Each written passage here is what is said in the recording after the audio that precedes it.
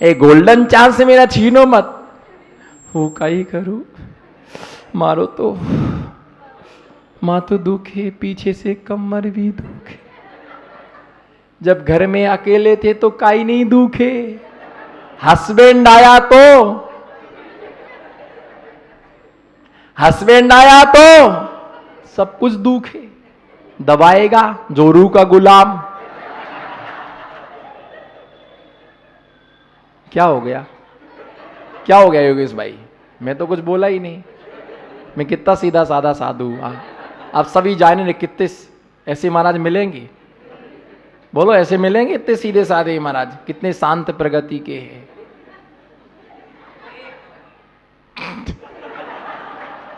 बोलो लाल मिर्ची हरी मिर्ची बोलो। अच्छा चलो, ऐसे नहीं बोला जाता।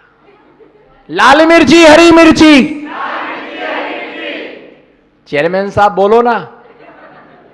चेयर पर बैठे चेयरमैन साहब, जमीन पर बैठे जमींदार, चौकी पर बैठे चौकीदार। मतलब हम चौकीदार हैं, आपको खुशी हो रही? मतलब हम चौकीदार हैं, इनको खुशी हो रही है, मतलब हमको चौकीदार बना के ताली ठोक रहे। ठीक है भाई, ठोक लो, तुम्हारे दिन है, तुम्हारे दिन है, हम कहीं का क्या कर सकते हैं। ठोको ताली। हम चौकीदार हैं इसलिए तुम चैन से सो रहे हो, ये ध्यान रख के चलना। अगर हम जैसे चौकीदार नहीं होते तुम्हारी नींद भंग हो जाती। भैया ध्यान रख करके चलना। लाल मिर्ची हरी मिर्ची, मिर्ची बड़ी तेज। बोलो हाँ, हमारे तो लाल मिर्ची हरी मिर्ची, मिर्ची बड़ी तेज। और गुरुवर हैं सीधे साधे, जनता बड़ी तेज। बोलना, बोलो फिर से एक बार। बहन जी, पूरा मिर्च का बोरा है, हिल ही नहीं रहा है। मुस्कुराओ ना। पूरा मिर्च का बोरा है, फिर भी नहीं मुस्कुरा रहा है। बोलो लाल मिर्ची। इसके बाद ये गोल्डन चांस नहीं आने वाला। बोल लो, 2 दिन बोल लो बस, फिर कोई नहीं कहेगा बोलो ना। फिर तो घर में सब कोई बोले चुपचाप बैठो ना। बोलो लाल मिर्ची हरी मिर्ची, मिर्ची बड़ी तेज। और गुरुवर हैं सीधे साधे, जनता बड़ी। भैया ध्यान रख करके चलना। काय अपने आप क्रश हो जाती है। बोलो काय अपने आप। किसी को यदि कैंसर की बीमारी हो जाए, देखो वो आदमी कैसा हुक जाता है। सैंपल तो है ही अपने यहां।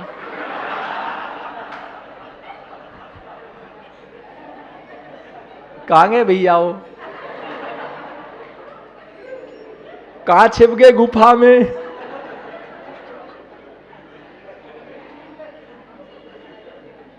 शांति रखो, मत देखो उधर, मत देखो, नजर लग जाएगी।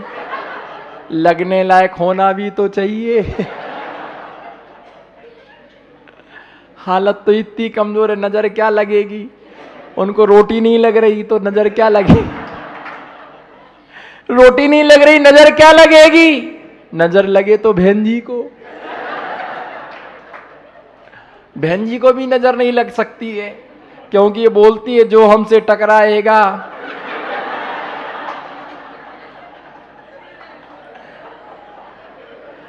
देखो मेरे को लास्ट ओवर की 2 गेंदें लगी, मुझे तो खेलना ही खेलना है। मुझे तो उठा उठा के 6 लगाना ही लगाना है। बहन जी बोलती जो मेरे से टकराएगा। मैं तो ये बोलता कि इनकी आसपास में जो बैठे समझना हिम्मत वाला आदमी है।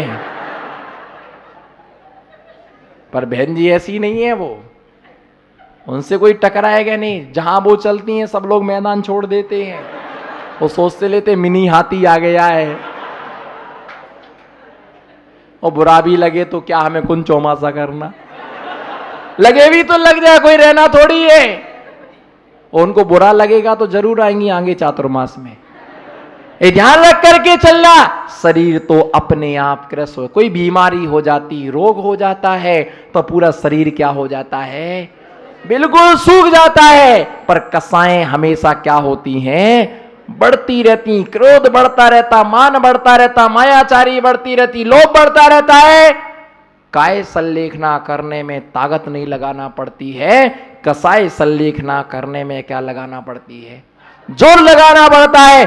इसलिए काय संलेखना तो उपवास करने से हो जाती है, पर कसाएं जाती नहीं है। कसाय नहीं करना, क्रोध नहीं करना, क्योंकि क्रोध से कोई काम बनता नहीं है, क्रोध से काम बिगड़ता है। इसलिए घर में भी कसाय नहीं करना, शांति से काम लेना है ना, शांति से काम लेना, अपने क्रोध को शांत रखना, परिणामों में निर्मलता रखना। भूल किसी से भी हो सकती है, तुमसे भी भूल हो सकती है। इतना क्रोध, अभी तक कुछ नहीं बनाया, अभी तक कुछ नहीं बनाया, मेरे तो भूखों से प्राण निकले जा रहे, कहीं नहीं निकलेंगे, कुछ नहीं निकलेगा।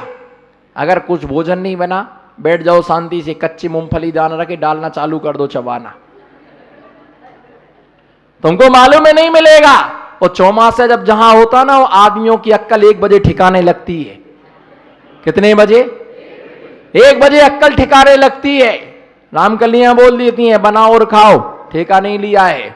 महाराज जी मुश्किल से मिले हैं, तुम तो सहजता में मिल गए।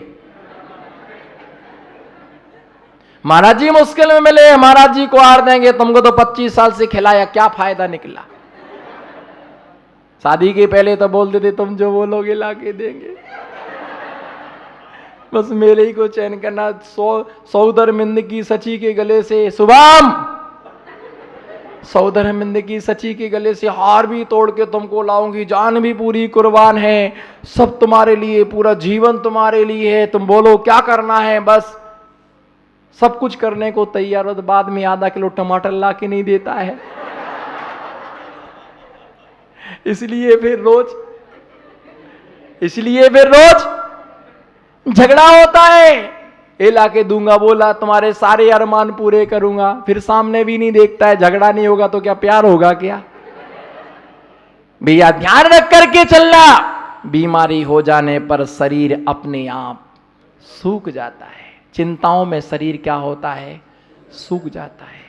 घर में जो कमाने वाला बड़ा व्यक्ति होता है, वो उससे कमाया जाता है, पर खाया मजे तो छोटे लोगों के होते हैं, मजे तो बच्चे लोगों के होते हैं। आराम से खाना, और कहां से दूध आया, कहां से घी आया, कहां से कपड़े आए, कोई मतलब नहीं, तुम तो बस लेकर के आओ। ऐस तो बच्चों के होते हैं, डोकरों के क्या ऐस होंगे, डोकरों के क्या ऐस होंगे, उनके तो निकाल करके शरीर सूख जाता है। अंता, क्योंकि सकल सर्वज्ञ देव ने अंत समय में समाधि स्वरूप संलेखना को, तप का फल, संलेखना क्या है?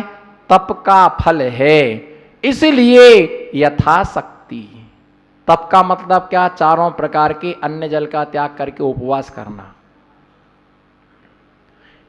6 रसों का त्याग करना, खड़े होके समय करना, ध्यान करना, ये सब अनशन, अवमोदरी, व्रत परिसंख्यान, रस परित्याग, विविक्त संयासन, काय क्लेश, प्राश्चित, विनय, वैयावृत्ति, स्वाध्याय, व्युत्सर्ग, ध्यान, 12 प्रकार के तप कहे हैं। संलेखना तप का फल है।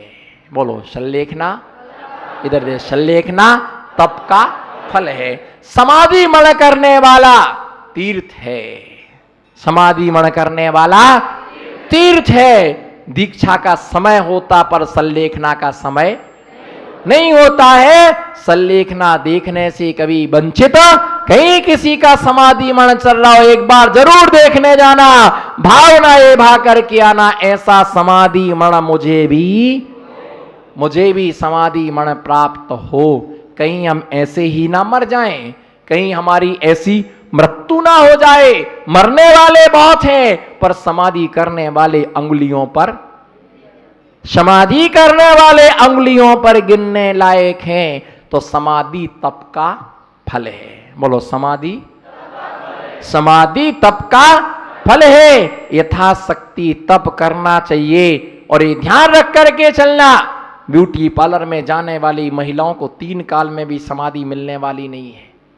लिख लेना डायरियों पर, हिप्पी कटबाल में घूमने वाली महिलाओं को 3 काल में समाधि मिलने वाली नहीं है, क्योंकि समाधि के लक्षण नहीं है। हर समय लिपस्टिक लगाना, नाखून पॉलिश लगाना, इन महिलाओं को 3 काल में समाधि मिलने वाली नहीं है। लिख लेना डायरी पर, 48 घंटा का तपा हुआ हूं। आगम से बोल रहा हूं, आत्मा से बोल रहा हूं, आपके हित के लिए बोल रहा हूं। हल्ला मचाना मेरा मकसद नहीं है। केस लॉन्च करना धर्म है, पर ब्यूटी पार्लर करना धर्म नहीं है। पाप है, पाप है, महापाप है। तुम्हारा पुण्य था, तुम वैसे ही सुंदर हो। क्या आवश्यकता है इसमें खर्च करने की?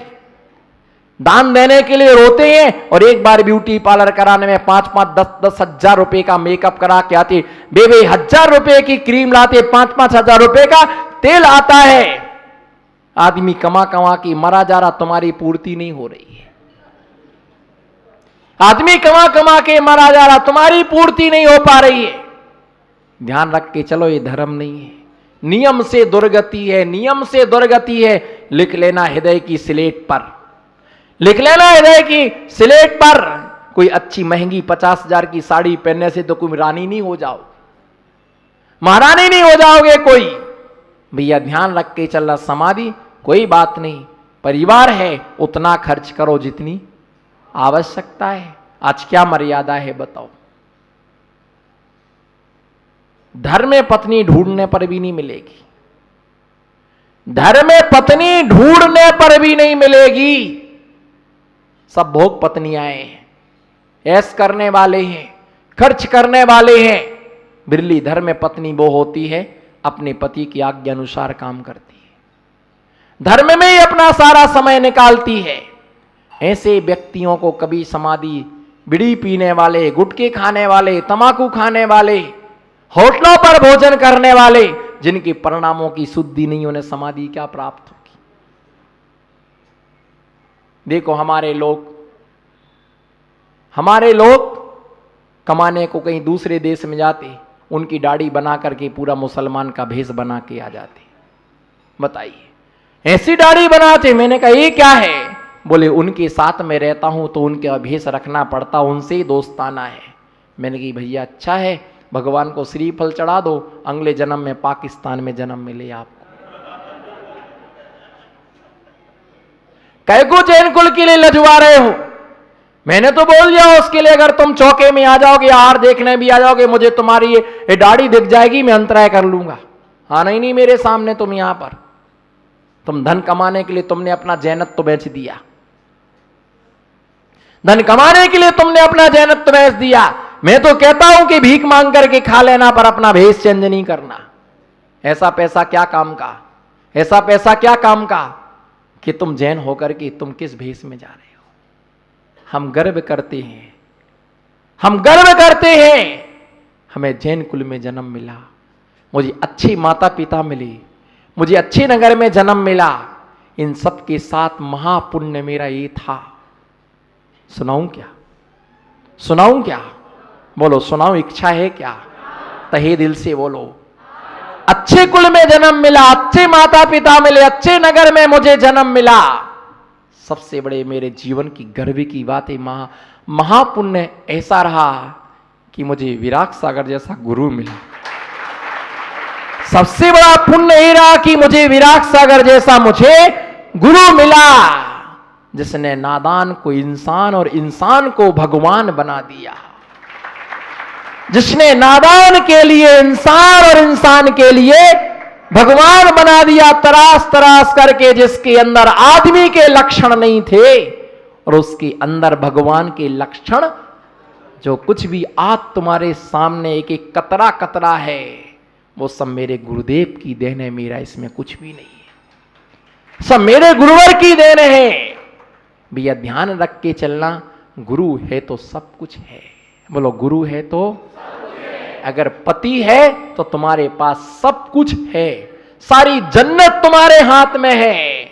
और पति नहीं है तो समझ लो मेरे पास में कुछ भी नहीं है। लूला भी हो, लंगड़ा भी हो, अंधा भी हो, काना हो, कलूटा हो, कैसा भी हो। मैं तो ये कहता हूं कि अगर कोमा में भी चला गया और सांस ले रहा तो भी तुम्हारा सिंदूर आज भी जिंदा है, और वो चला जाए तो सब कुछ मिटने में समय। जैसे पति के बिना पत्नी सुहागन नहीं रह सकती है, गुरु के बिना तुम्हारा जीवन सौभाग्यमय कभी नहीं रह सकता है। जितने सौभाग्य मिलते वो गुरु से मिलते। आज कोई आहार देने आए मेरे पास में, किसी की क्या औकात के जो दूसरा ग्रास दे ले, बोलो किसी की क्या औकात? तुम्हारा चौका है, एक ग्रास दो, इशारा हो गया, इशारा हो गया, चलो बाहर। नहीं महाराज जी, चलो बाहर, इशारा हो, क्या किसी की ताकत? और कह दिया खड़े रहो, थाली पकड़ा दो पूरी। गुरु की मेहरबानी है उसके ऊपर, खड़े रहो, तुम्हें कोई भगा नहीं सकता है। भैया ये सब ध्यान रख के चलना।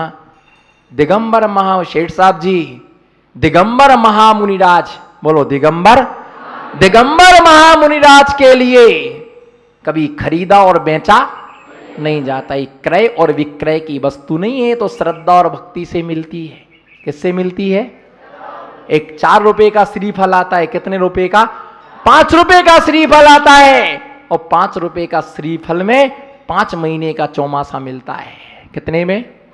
पर एक श्रीफल में कितने लोगों की आस्थाएं होती हैं। आप तो भैया लाओ चौका, हम करेंगे, तुम चिंता नहीं करना, जब भी बोलो हम चौका के लिए तैयार हैं, हम शौच क्रिया को आएंगे, हम भैया व्रती को आएंगे, हमसे जो पड़ेगा हम दान करेंगे। आप तो भैया लाओ महाराज जी को। बस एक श्रीफल में कितने लोगों की आस्थाएं भरी हुई है। ध्यान रख के चलना, तप का फल सल्लेखना है, गुरु का आशीर्वाद हम पाएं, तप करें, साधना करें। नहीं हो सकता तो कम से कम गुरु के सानिध्य में रह के धर्म करें। गुरु की सेवा करना ही बहुत बड़ा तप है। आपने 1.5 घंटा प्रवचन सुना, ये बहुत बड़ा तप है। असंख्यात गुणी कर्मों की निर्जरा तुम्हारी हो चुकी है। इसलिए अपने जीवन में ऐसा निर्मल भाव रखना। समय हो रहा है, समय पूर्णता की ओर है, पर प्रवचन अभी बहुत शेष है, बहुत बहुत बाकी है। परंतु समय की एक मर्यादा होती है, धर्म की एक मर्यादा होती है। आप सभी की भावनाओं को ध्यान में रखते हुए आज के प्रवचन से मैं विश्रांति लेता हूँ। ओम नमः शिवाय।